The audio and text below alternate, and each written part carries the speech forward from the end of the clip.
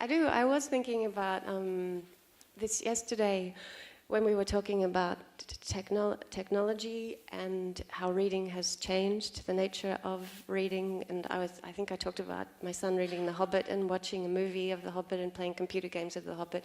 And people were talking about ways to get people to read and using basically science and technology as a way of dressing it up.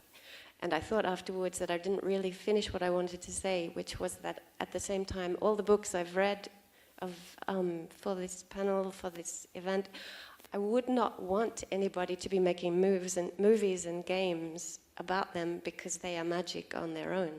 That's what was bothering me, thinking I want everybody to just be quiet. There's too much noise. And everyone be quiet and accept and trust in books and stories that you can listen to the words of someone like Abe Nook, or you can read the words of Sean William and be silent in a room without all the technology around you. So there's magic in that.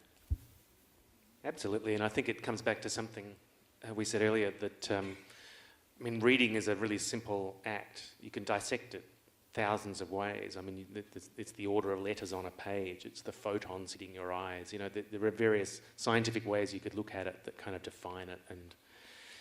But what happens when those words, when those symbols kind of seep into whatever's going on inside your brain is an utterly magical thing that can transform lives. And whenever I think of the magic of reading, I think back to being 6 or 7 years old and discovering my first literary crush, which were Doctor Who novels, not great literature. I mean, amazing kids' literature written mainly by Terence Dicks, one of the great kids writers of the 20th century.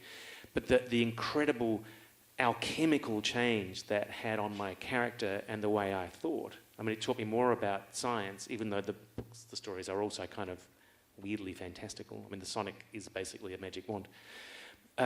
That's the magic of reading. And 40 years later, here I am writing books like Twin Maker, which may have the same magical effect on somebody else. You're all writing books about magic that will transform kids' and adults' lives around the world.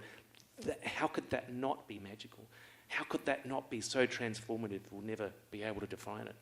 It's unpredictable. It's brilliant. It rules.